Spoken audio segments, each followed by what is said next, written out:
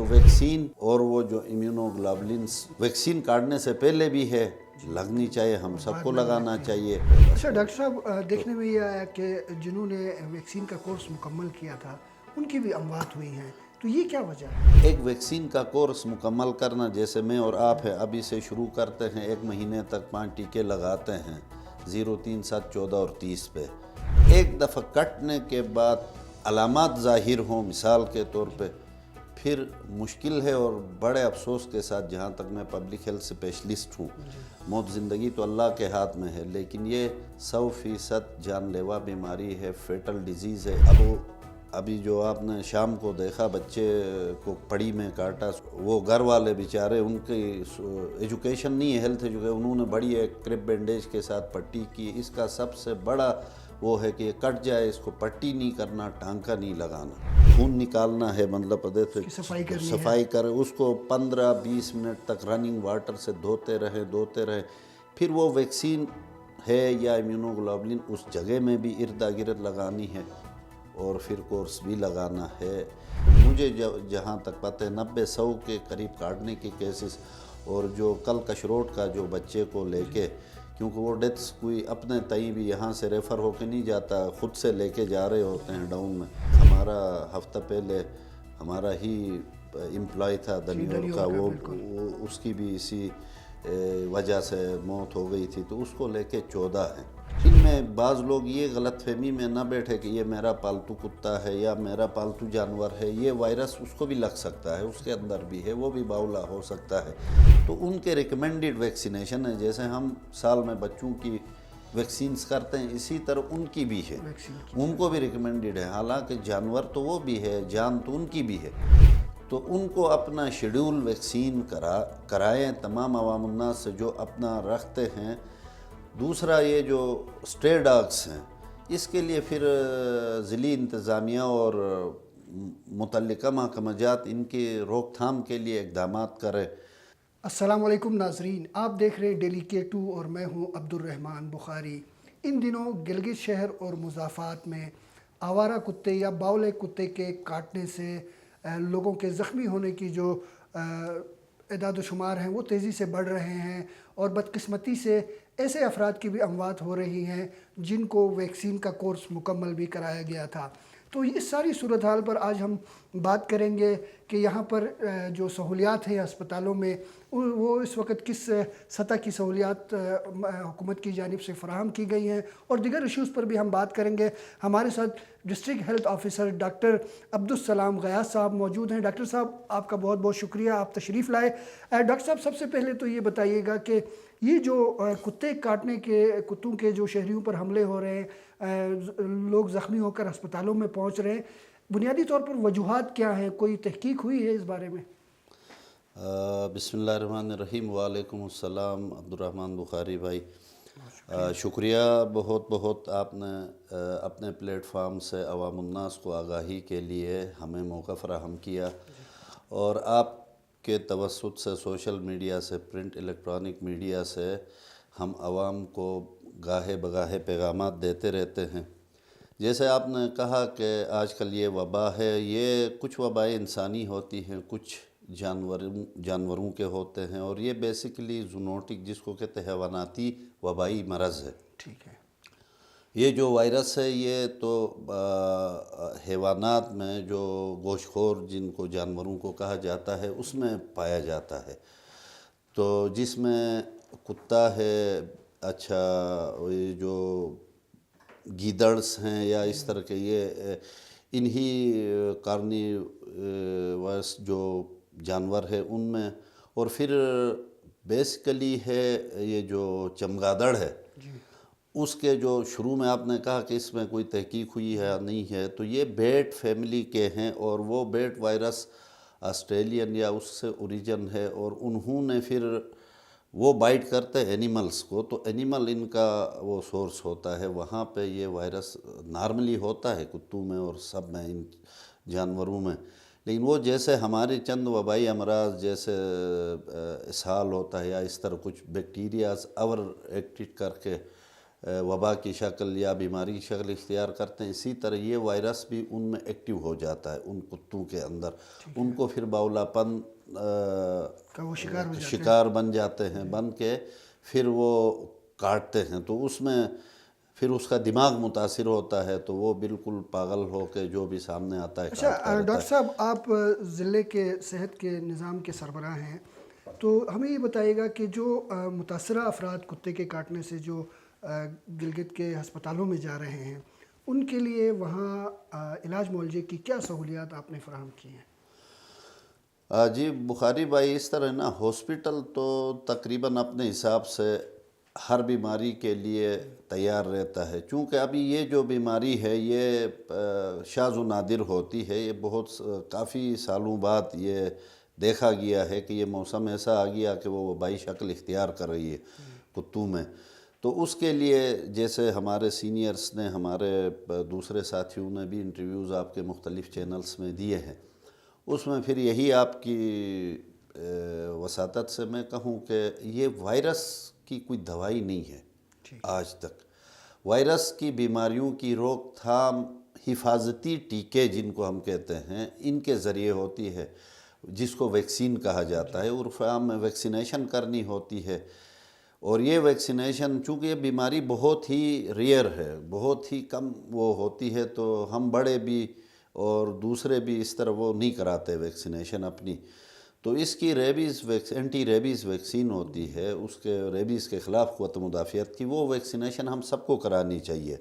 اس کا ایک کورس ہوتا ہے 4 سے 5 ٹیکوں کا، وہ کروا کے رکھیں، اللہ نہ کرے کسی ایسے جانور سے کبھی بھی کسی بھی وقت ٹاکرا ہو سکتا ہے کچھ، خاص کر جیسے خالی یہ ریبٹ ڈاگ نہیں ہے، ہم جو گھر میں جانور پالتو جانور پالتے ہیں، یہ جو کتے بلی، یہ ان میں بھی ہو سکتا ہے، تو ان کا اپنا ایک وہ ہے، تو ویکسینز ہمارے اس میں جو فارمولری ہے اس میں بھی انکلوڈ ہے اینٹی ریبیز ویکسین، لیکن جیسے آپ کو تھوڑا سا بھی پتہ چلا کچھ شارٹ ہے، مارکیٹ میں مل نہیں رہی ہے، ہمارے آفیسرز گئے ہیں، وہ ڈھونڈ رہے ہیں، کچھ اویلیبل ہوئی ہے اور کچھ لا رہے ہیں، تو ویکسین اور وہ جو امیونو گلوبولنس جن کو کہا جاتا ہے، وہ ہی کاٹنے کے بعد، ویکسین کاٹنے سے پہلے بھی ہے، لگنی چاہیے، ہم سب کو لگانا چاہیے، اور بعد میں بھی پھر وہ امیونو گلوبولن بھی لگنا چاہیے، نہیں تو پھر امیجیٹلی مطلب، اور اس موسم میں جو بھی کتا ہو، آپ کو یہ نہیں پتہ، جو بھی کتا بلی کوئی ہو، اس کو پاگل ہی تصور کرے بس۔ اچھا ڈاکٹر صاحب، دیکھنے میں یہ آیا کہ جنہوں نے ویکسین کا کورس مکمل کیا تھا ان کی بھی اموات ہوئی ہیں، تو یہ کیا وجہ ہے؟ نہیں، اس میں آپ کو تھوڑا سا وضاحت کروں بخاری بھائی، ایک ویکسین کا کورس مکمل کرنا، جیسے میں اور آپ ہے ابھی سے شروع کرتے ہیں، 1 مہینے تک 5 ٹیکے لگاتے ہیں 0، 3، 7، 14 اور 30 پہ، وہ تو ٹھیک ہے، وہ کہیں گے کہ ہم نے ویکسین لگائی، اب وہ مختلف کمپنیوں کی ویکسینز ہوتی ہیں، کوئی وہ پری ویکسینیشن کہتے ہیں، ایک دفعہ کٹنے کے بعد علامات ظاہر ہوں مثال کے طور پہ، پھر مشکل ہے، اور بڑے افسوس کے ساتھ، جہاں تک میں پبلک ہیلتھ اسپیشلسٹ ہوں، موت زندگی تو اللہ کے ہاتھ میں ہے، لیکن یہ 100% جان لیوا بیماری ہے، فیٹل ڈیزیز ہے، ایک دفعہ آپ کو کٹنے کے بعد، ہمارے لوگوں میں وہ نہیں ہے کہ ابھی کٹا ہے اسی وقت آ جائے، ابھی جو آپ نے شام کو دیکھا بچے کو پڑی میں کاٹا سوشل میڈیا میں، اور وہ گھر والے بیچارے، ان کی ایجوکیشن نہیں ہے، ہیلتھ ایجوکیشن، انہوں نے بڑی ایک کرپ بینڈیج کے ساتھ پٹی کی، اس کا سب سے بڑا وہ ہے کہ یہ کٹ جائے، اس کو پٹی نہیں کرنا، ٹانکا نہیں لگانا۔ اچھا، پٹی اور ٹانکا لگاؤ گے تو آپ نے اس کو مزید دھماکہ خیز بنا دیا، اس کو خون نکالنا ہے، مطلب صفائی کرے، اس کو 15-20 منٹ تک رننگ واٹر سے دھوتے رہے، پھر وہ ویکسین ہے یا امیونو گلوبولن اس جگہ میں بھی ارد گرد لگانی ہے، اور پھر کورس بھی لگانا ہے۔ یہ ایک حفاظتی اقدام ہے کٹنے کے بعد، اور وہ باولا ہو تو ہونے کے بعد، تو ہمارے جو اموات ہوئی ہیں وہ کٹنے کے بعد لگے ہیں، سمٹم ڈیولپ ہونے کا مطلب یہ ہے کہ ہفتے 3 دنوں سے 3 ہفتے تک، اور ایون 3 مہینے اور 6 سال تک بھی یہ سمٹم دے سکتا ہے یہ وائرس، تو اس میں آپ کو سمٹم ڈیولپ ہو گئے، ابھی آپ کرو گے تو پھر میرے حساب سے اللہ کو تو مشکل نہیں ہے لیکن اس کا کوئی فائدہ نہیں اچھا ہے۔ ڈاکٹر صاحب، ایک جو چیز ہمارے نوٹس میں آئی وہ یہ کہ جو اسپتالوں میں ڈاکٹر صاحبان ایسے مریضوں کو دیکھتے ہیں وہ خود بھی اس کے خطرات سے متعلق زیادہ آگاہی ان کو بھی نہیں تھی۔ ایسی بات بھی سامنے آئی کہ جی بعد میں یہ پتہ چلا کہ ورلڈ ہیلتھ آرگنائزیشن کی جانب سے یہ جو ہے بتایا گیا ہے کہ جی ایسے مریضوں کے ساتھ آپ نے اس طرح سے ٹریٹ کرنا ہے۔ نہیں وہ بیسیکلی بعض اس طرح ہوتے ہیں، میں بڑے معذرت کے ساتھ کہوں گا کہ ڈاکٹرز دیکھیں بعض اوقات ہمارے پیرامیڈک سٹاف ہوتے ہیں، ان کو بے شک ان کو تھوڑی سی اس کی کمی ہوگی معلومات کی، ہاں یہ تھوڑی سی الگ اس کو ڈیل کرنا ہوتا ہے ایسے پیشنٹ کے، اس کے زخم کو، اس کو تھوڑا سا خود کو بھی بچا کے ادھر الگ سے رکھ کے بالکل آئسولیٹ کر کے، کیونکہ آپ نے خود دیکھا، آپ نے بھی تھوڑا سا نیٹ بھی سرچ کیا ہوگا، ہائیڈروفوبیا، اچھا ایروفوبیا، اس طرح چیزیں ڈیولپ ہوتی ہیں۔ ڈاکٹرز کو کم از کم مطلب اس پیشنٹ کی سمٹم ڈیولپ ہو گئے کیسے ٹریٹ کرنا ہے، یا سمٹم سے پہلے کاٹ کے آئے کیسے علاج کرنا ہے وہ تو پتہ ہے۔ کچھ پیرامیڈک سٹاف جیسے سائٹ پہ ہوتے ہیں ان کو نہیں پتہ ہوگا تو وہ انشاءاللہ ہم آپ کے توسط سے ہم بتا بھی دیں گے۔ ہم نے اپنے گروپس میں وہ مواد نکال کے اردو میں بھی دوسرے بھی شیئر کیا ہوا ہے۔ اچھا ڈاکٹر صاحب، یہ جو ویکسین اس وقت ہسپتالوں میں فراہم کی جا رہی ہیں یا لوگ باہر سے لا کے استعمال کروا رہے ہیں، ان کا معیار پر سوال اٹھ رہا ہے، تو کیا ان کے معیار کو جانچنے کے لیے آپ لوگوں نے کوئی کوشش کی ہے؟ نہیں دیکھیں جی، ہر ادارے کا اپنا کام ہوتا ہے، ان کے معیار کو جاننا، ان کو رجسٹر کرنا، ان کو ملک میں چھوڑنا وہ ہیلتھ کا کام نہیں ہے۔ ہیلتھ کا جو ذیلی ادارہ ہے ڈرگ کنٹرول، ڈریپ کہتے ہیں، ڈرگ ریگولیٹری اتھارٹی اسلام آباد میں ہوتی ہے۔ اب ڈرگ ریگولیٹری اتھارٹی کسی کو لائسنس دیتی ہے، کسی کو رجسٹر کرتی ہے، تو ہیلتھ ڈپارٹمنٹ میں آپ یا جنرل ایڈمنسٹریشن والے اس کو روک نہیں سکتے، چیلنج نہیں کر سکتے۔ لیکن عموماً میں آپ کو یہ ایک بات بتاؤں، اس میں کچھ لیگزٹیز یا کچھ وہ ہوتی ہیں کہ جی آپ جب دوائی اٹھا کے دیکھیں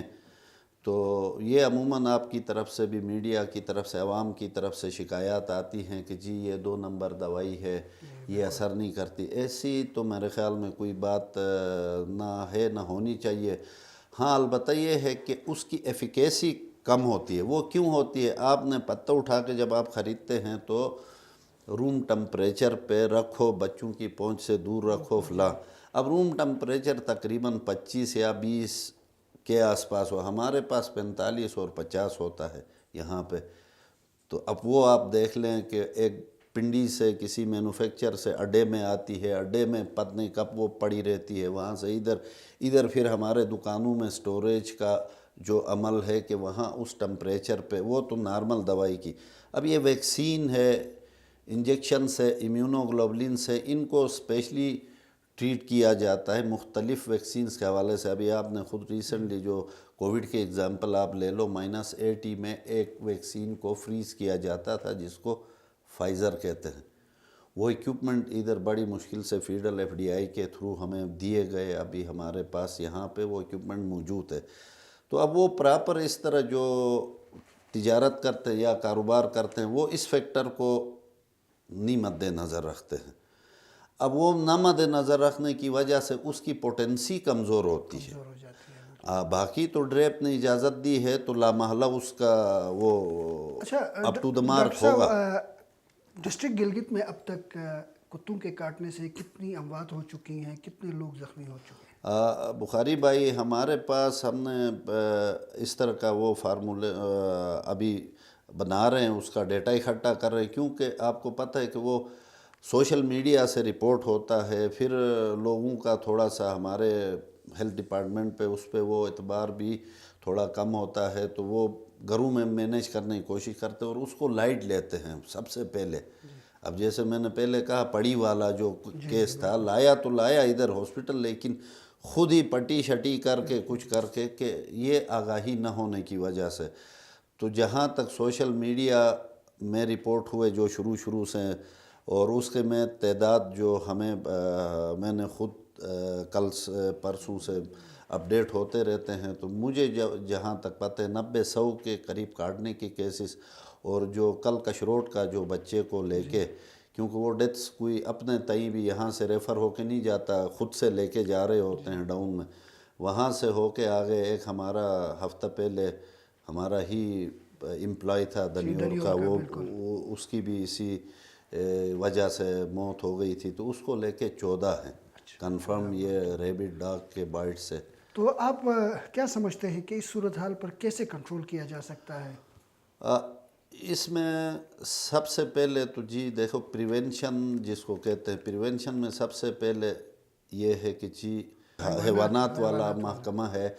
ان میں بعض لوگ یہ غلط فہمی میں نہ بیٹھے کہ یہ میرا پالتو کتا ہے یا میرا پالتو جانور ہے، یہ وائرس اس کو بھی لگ سکتا ہے، اس کے اندر بھی ہے، وہ بھی باولا ہو سکتا ہے، تو ان کے ریکمینڈڈ ویکسینیشن ہے، جیسے ہم سال میں بچوں کی ویکسینز کرتے ہیں اسی طرح ان کی بھی ہے، ان کو بھی ریکمینڈڈ ہے، حالانکہ جانور تو وہ بھی ہے، جان تو ان کی بھی ہے، تو ان کو اپنا شیڈول ویکسین کرائیں تمام عوام الناس سے جو اپنا رکھتے ہیں۔ دوسرا یہ جو اسٹرے ڈاگس ہیں اس کے لیے پھر ضلعی انتظامیہ اور متعلقہ محکمہ جات ان کی روک تھام کے لیے اقدامات کرے، نہیں ہے تو ایٹ لیسٹ مطلب باہر کی ہم ہر چیز میں باہر کی ممالک کا وہ کر رہے ہوتے ہیں، مثال دیتے ہیں، تو یہاں بھی بعض اوقات اس طرح ہے کہ ان کو جمع کر کے کہیں پہ، یا کلنگ کہتے ہیں جس کو میرے خیال میں ماردنے کو نا، تو اس کو مار دیں، تو اس کے لیے بھی پھر ریسورسز کی ضرورت ہوتی ہے، تو وہ ریسورسز کنسٹرین کی وجہ سے ان کو چھوڑ دیا جاتا ہے۔ اب بھی کچھ مہم تو چلی مارنے کی، کہیں پہ کچھ نظر آیا اس کو مار دیا، بہت سارے اب بھی ہیں، تو چونکہ اس موسم میں تو مارنے چاہیے جو آوارہ ہیں ان کو، کیوں کچھ نہیں پتہ، اب وہ کسی گائے بھی ادھر پھر رہی ہیں، بکریاں بھی پھر رہی ہیں، جہاں تک میں نے پڑھا ہے، جو میری نالج ہے، وہ کاٹتا ہے تو وہ بھی باولے ہو سکتے ہیں، اور وہ بھی اس کی بائٹنگ لیکنگ سے بھی وائرس پھیلتا ہے، تو چل بھلے انسان ہیومن کو نہ بھی کاٹے، ان کو بھی کاٹ سکتے ہیں، تو ان کو مار دیا جائے، ریلیونٹ ڈپارٹمنٹس جو ہیں وہ اپنا کردار ادا کریں۔ اور ایک تو یہ ہے ویکسینیشن ان کی پہلے ہونی چاہیے، جو گھریلو ہیں